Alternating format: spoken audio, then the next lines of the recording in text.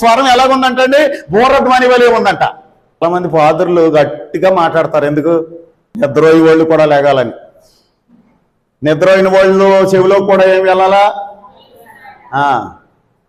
ఒక ఆయన అంట దానియేలు గారి గురించి చెప్పారంట. ఏదో చెప్పాడు ఆయన, దానియేలని అన్నాడంట. గారు పాతోడే కావచ్చు, కానీ మాట్లాడేది ఎవరు? దేవుడు. వాక్యము కొత్తగా ఉంటది రోజు. ఈ పాదిరి గారి ద్వారా దేవుడు నాకు ఏ వర్తమానము ఈ రోజు ఇవ్వనై ఉన్నాడు అనుకోవాలంట. అంతేగాని ఎందుకు వచ్చిందిలే, తిన్న వాక్యమే కదా, విన్న వాక్యమే కదా, తిన్న అన్నమే కదా, ఎన్నిసార్లు పాలా తినలేదు, వేస్ట్ ఇది అలాగనుకుంటూ వంట పడతావు. సంతోషంగా తినాలి వాక్యాన్ని అయినా భోజనం అయినా, అవునా కదా? కాబట్టి ప్రియులారా, ప్రభువే మాట్లాడతారు. ప్రభు మాట్లాడతారు. ఎందుకు ప్రభు మాట్లాడాలి? ప్రధాన దూత అందరినీ గ్యాదర్ చేయొచ్చు కదా. అంటే ప్రభువు మాట్లాడడం ఎవరి కొరకు అంటే చనిపోయిన వారి కొరకు. ప్రభువు నమ్ముకొని ఎంతోమంది వయసు అయిపోయిన తర్వాత ప్రభు సన్నిధికి వెళ్ళిపోయారు. వారందరూ కూడా లేవాలా వద్దా? లేవాలి.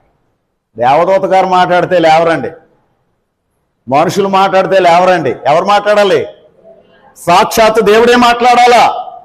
ఆనాడు యేసయ్య ఏం చేశారు? మార్తమ్మ ఏడుతూ ఉంటే ప్రభు వెళ్ళారు. మార్తమ్మ ఏడవద్దు, ఏమన్నారు? నీ తమ్ముడు మరలా బ్రతుకుతాడు, నీ తమ్ముడు మరలా లేస్తాడు అన్నాడు. అవును ప్రభా, నువ్వు మరలా రాకల్లో వస్తానంటున్నావు కదా, అప్పుడు లేస్తాడు లేరా? అప్పుడు కాదమ్మా బంగారు తల్లే, ఇప్పుడే లేస్తాడు.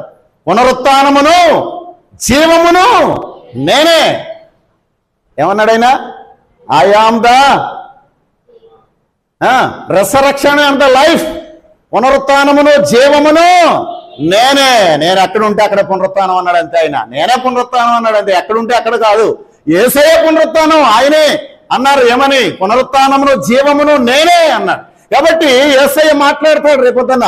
ఆయన రాకడలో రెప్పపాటున చనిపోయిన వారు బ్రతకనై ఉన్నారు. కాబట్టి దేవుని బిడ్డలారా, ఏ దేశంలో అయినా, ఆకాశంలో అయినా, లేక ఎక్కడైనా ఉన్నటువంటి వారందరినీ కూడా ఆయన గ్యాదర్ చేయనై ఉన్నాడు. అంతేకాకుండా చనిపోయిన వారిని బ్రతికించనై ఉన్నాడు. క్రీస్తునందుండి మృతులైన వారు మొదట లేక. మన సంఘబిడ్డలు కూడా కొంతమంది పెద్దవారు అయిపోయి ప్రభు పిలుపు అందుకొని వెళ్ళారు. వారందరినీ చూస్తాం మనం. రేపొద్దున ఆఖరిలో వారందరినీ మనం మరి చూస్తాం. దేవుని బిడ్డలారా, వారందరూ మహిమ వస్త్రములు ధరించి మహిమ శరీరముతో ఆయన మరి సన్నిధికి రానై ఉన్నారు. మనము కూడా వారిని కలుసుకోనై ఉన్నాం.